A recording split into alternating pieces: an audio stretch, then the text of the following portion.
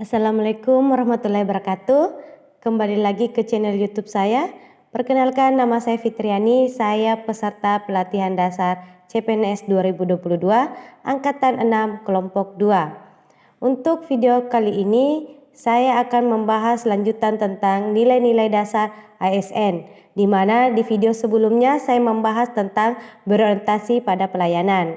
Nah, untuk video kali ini saya akan membahas dua nilai-nilai dasar ASN, yaitu akuntabel dan kompeten. Selamat menyaksikan. Akuntabel. Dalam beberapa hal, akuntabel sering disamakan dengan responsibilitas atau tanggung jawab.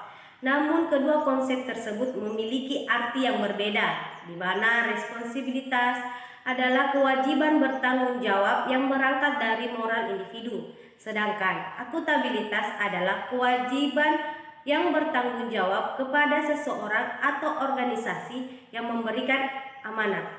Selanjutnya saya akan membahas tentang 5 aspek penting akuntabilitas. Yang pertama, akuntabilitas adalah sebuah hubungan. Yang kedua, akuntabilitas berorientasi pada hasil. Yang ketiga, akuntabilitas memerlukan adanya laporan. Yang keempat, akuntabilitas memerlukan konsekuensi. Yang kelima, akuntabilitas memperbaiki kinerja. Adapun pentingnya sebuah akuntabel, yang pertama, untuk menyediakan kontrol demokratis.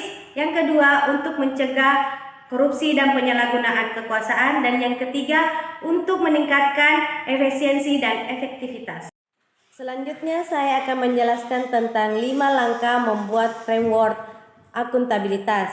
Langkah yang pertama, berikan laporan secara lengkap. Langkah yang kedua, berikan evaluasi dan masukan perbaikan.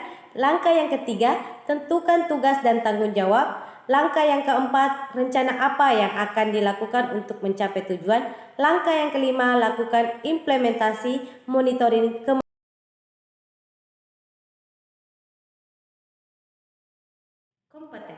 Kompetensi merupakan perpaduan aspek pengetahuan, keterampilan, dan sikap yang terindikasikan dalam kemampuan dan perilaku seseorang sesuai tuntutan pekerjaan. Selanjutnya saya akan membahas tentang prinsip pengembangan kompetensi ASN. Yang pertama, upaya peningkatan kompetensi yang dilakukan organisasi maupun individu melalui proses perencanaan, pelaksanaan, dan evaluasi dengan kebutuhan organisasi atau pegawai.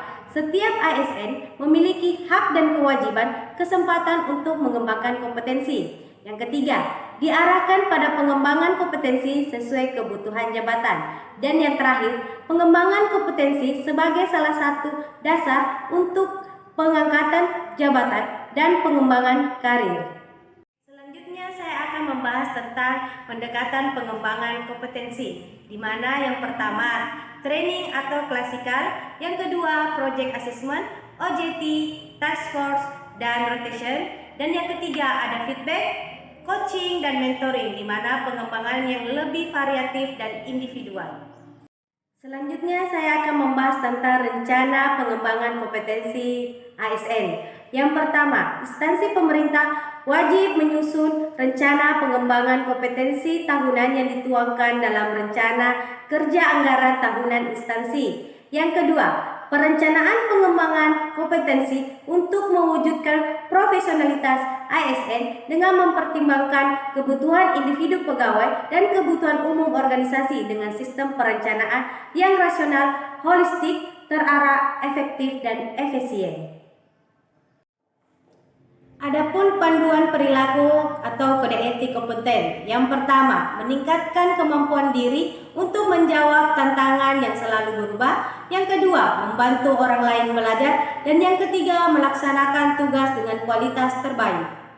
Adapun beberapa cara untuk meningkatkan kompetensi diri. Yang pertama, merubah mindset. Yang kedua, mengembangkan mandiri secara hedagogik atau net-centric yang berbagai sumber pelajaran utama dari internet. Yang kedua, memanfaatkan sumber keahlian, pakar atau konsultan yang mungkin dimiliki oleh unit kerja atau instansi tempat bekerja atau tempat lain.